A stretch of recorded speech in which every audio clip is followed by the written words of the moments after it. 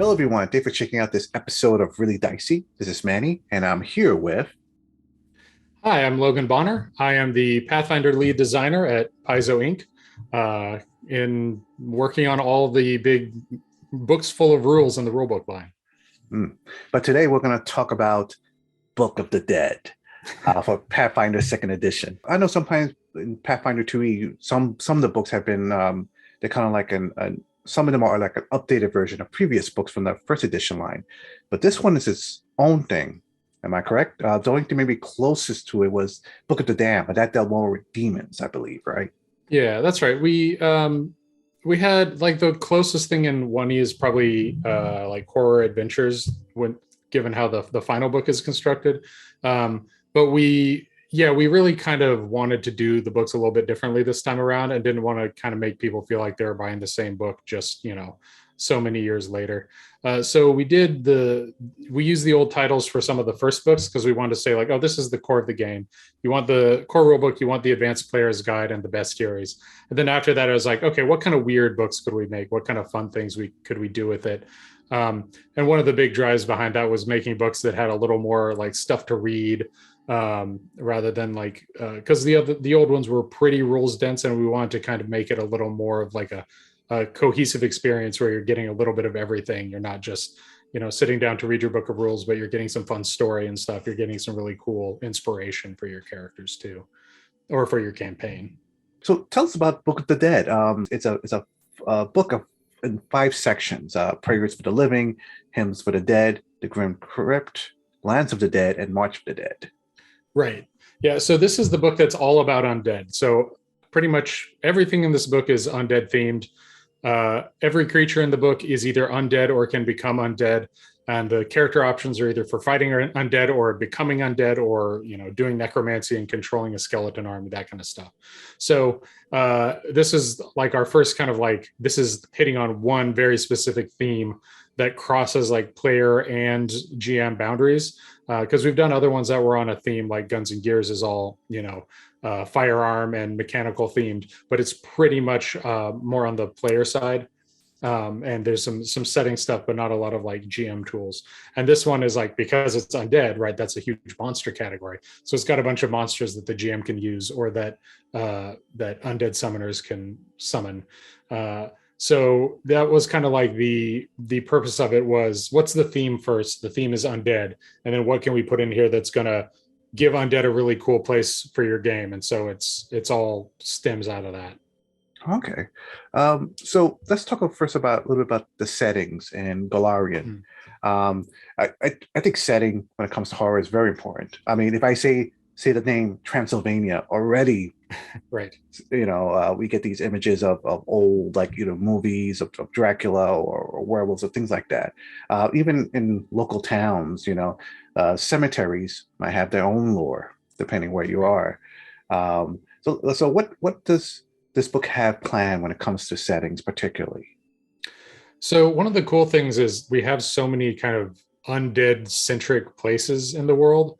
And the title Book of the Dead actually comes from a book written by Geb, who is this undead ghost necromancer who rules an entire country.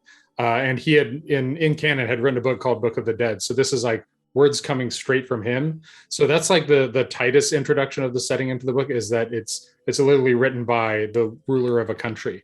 And then we also not only get his thoughts on undead stuff in general, because he's a huge expert on how every type of undead works, but we also get his thoughts on different other nations that are undead focused or have a lot of undead in them.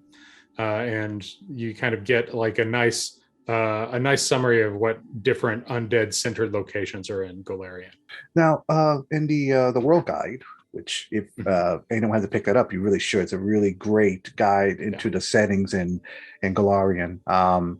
There's the Eye of Dread. Does the book tie into that at all, or is it its own separate Yeah, thing? so the Eye of Dread is kind of the location that has a really high density of undead stuff. The main one there is the Gravelands, because that's where the Whispering Tyrant Tar-Baphon lives. And so this book, so we have a whole chapter called Lands of the Dead that's all about the different locations. And there's a pretty good sized section on the Gravelands. And these will kind of go through a little bit of everything. And like I said, it's written by Geb, so sometimes his opinions will color things. But it talks about like the relationship of the undead to the living creatures in the area, if there are any, or if they're just trying to kill everybody. So like the Gravelands portion, for example, has like one of Tar-Baphon's a messenger's badge that they wear when his envoys go around. It talks about the Whispering Way, which is kind of like a lich cult that's really interesting. So it kind of goes through all these different spots, and the Eye of Dread has a lot of that going on, and a lot of threats that are in place. And all the surrounding kingdoms always have to look out for what Tar-Baphon's getting up to. Paizo has given us full permission for you to spoil Lands of the Dead for us. That the fourth chapter in Book of the Dead. What can you tell us about this? So Lands of the Dead is it's got all the big places, and especially the inner sea region. It's got Geb, it's got the Gravelands, like I already mentioned. It's also got Mazzali, which is run by kind of a child mummy undead king. And it's got Nemrut Noctoria, the ghoul city. It also has Ordelia, which is like a district of a city that's run by a benevolent ghost. So it's really kind of stands out as different from the rest of these. Then Osirian it's kind of a Egyptian style nation, and it has a long history of mummies, and there are a lot of undead mummies who have risen, who still control some power within their kind of limited scope. We have the Path to Valenhall, which is kind of a Viking styled place. This is kind of like you are fighting to attain your place in the honored afterlife. So there are. But anybody who tried to do this previously and failed, their body is still there, and they can rise as undead to try to stop you from getting through and reaching Valenhall. We also have Shenmen, which is a nation in Tiansha that is called the Land of Spiders and Ghosts. I think I got that in the right order. Not 100% sure. Might be the Land of Ghosts and Spiders. And so, we talk about the ghost side of that quite a bit because it's kind of a haunted, rainy forest nation that is kind of a nice, cool, like moody place to set your campaign and your adventure. And then Ustalav is kind of the probably the most Ravenlofty of these. It has a kind of a lot of these could kind of feel like a Domain of Dread, but this one in particular is kind of like the Gothic, kind of somewhat romantic version, but it's a human civilization with undead at the corners and in the mists. So you kind of have to always look behind you every time you're traveling down a secluded mountain pass or something like that. So there's a pretty good variety. Like I think the undead places of the setting have been set up really well to have clear differences from one another. And I think that really comes through in this book and the descriptions of these different places. Now, this book has ancestries where you could play certain undead, vampires, zombies, and so forth. Looking back to the settings again, does this book, because usually when we think of like settings with the horror, usually the player characters are coming in to this realm and then they're stopping whatever big bad there is. But in this case, should I assume that the settings here are also places where your characters may start if you pick these ancestries? Yeah, they could. I think one of the things about playable undead is like kind of anybody can die. It's just a matter of whether you get raised or not. But a lot of these places are like, if you want to be kind of a mover and a shaker and an important person, then somewhere like Geb or Ustalav kind of makes sense as a place you might hail from, because there's a either public or secret role in society that undead fill. They aren't kind of just like individual wandering monsters in some of these places. There's an adventure at the end called March of the Dead, and so does the whole book utilize that adventure? Like, so let me see if I can explain it correctly. So like with that adventure, you'll be able to use all the setting options, the character options that this book offers for that adventure. There's some of them. So that one you are playing living creatures and going after undead. So the first chapter that has prayers for the living, that has kind of all the tools for anti-undead characters. So those make good fits for that adventure. Like if you're undead hunters wandering in there, you can kind of play whatever types of characters. It doesn't make many assumptions about who you're playing, but most of the stuff that you'd want to use in there is from that first chapter. Okay. Do these settings also have like NPCs, anything like that? Notable NPCs? They don't give them like full write-ups, but it will talk about some of the major ones. Like for example, Geb, we've got a picture of Seldeg Bedless, who is kind of an important grave knight there. So it's more like we're going to talk about them a little bit, but we aren't giving them like a full write-up and a ton of story hooks and that kind of stuff. Just kind of due to space for this book.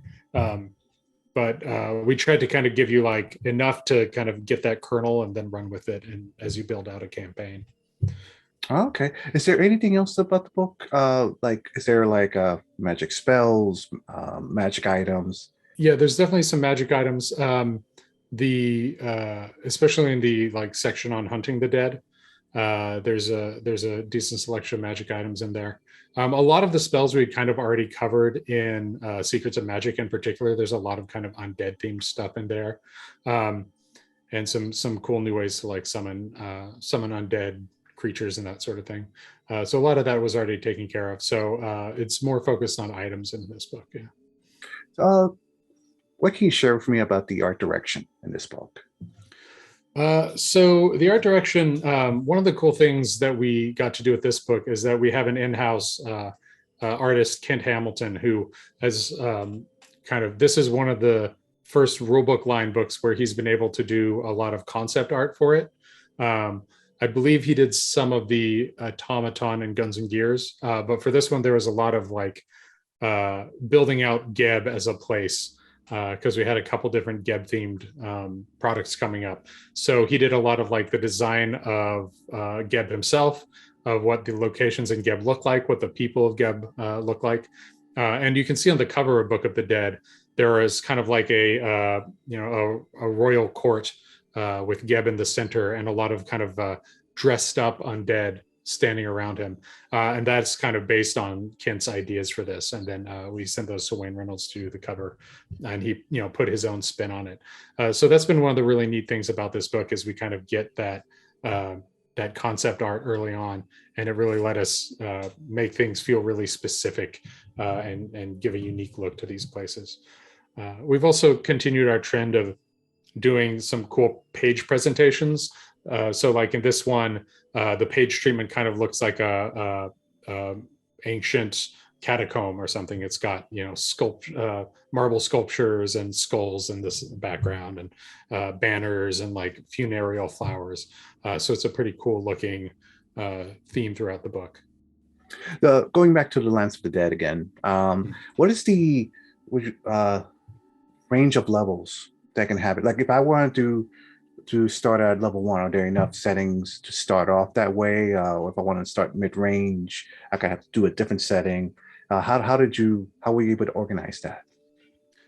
So I think it depends, because a lot of these places, especially like Geb and Gravelands, are very broad. It's kind of what story you want to tell. So if you're from the Gravelands and you're playing a first level skeleton, you're probably just like a rank and file in an army, and that's kind of all you've known. You might have a little bit of combat experience, just long enough to get first level fighter, but you're still kind of starting out. I think that's a possibility in a fair number of these places, because we've got Geb in here, we've got the Gravelands, we've got Nemret Noctoria, and those in particular, I think, have like very big undead cultures where you could kind of play a little bit of everything. You could be at any tier of society. What was that name again? Nemrat Noctoria? Yeah, what is that, if I may ask? So that is an underground ghoul city. So it is run by Cortash Kane, who's this immensely powerful like priest king who runs this city. But you could play kind of like any type of ghoul, and they also have envoys from other Darklands cultures, because it's in the bowels of the earth, and has to trade with these other nations and civilizations. So it's kind of this kind of creepy.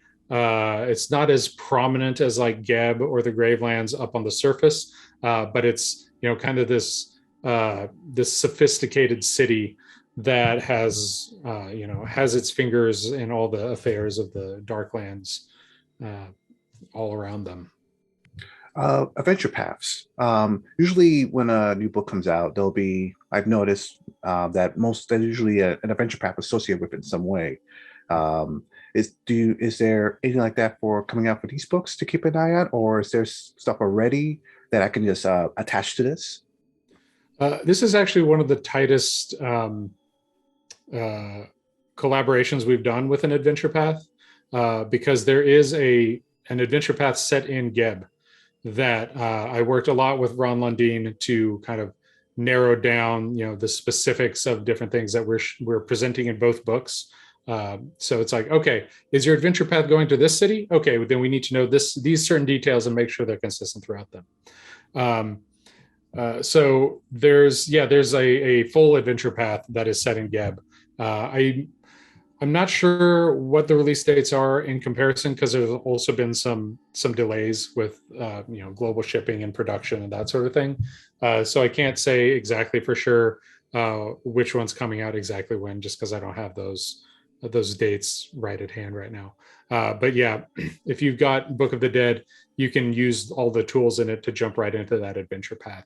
And if you like what you read about Geb, there's a whole lot more detail in there as well. It's called the Bloodlords Adventure Path, because the Bloodlords are kind of like the ruling members of Geb's hierarchy. Kind of like just below him are his council of blood lords. So they play an important part in this adventure path. All right. One last question. Okay. If you gave me this book to run a game and you wanted to play, what character would you make and where would you want to explore? Oh boy. So if I'm getting to be an undead, I think I kind of like Ustalov as the location, because it's not controlled by undead, but they're kind of like the shadowy influencers in the background, and getting up to all kinds of schemes. I kind of like that dynamic where it's like ostensibly the humans are in charge, but there are a bunch of undead around kind of making their machinations. I think all the unplayable undead are pretty appealing to me. It's like so that's kind of it feels like depending on what day, my answer would change.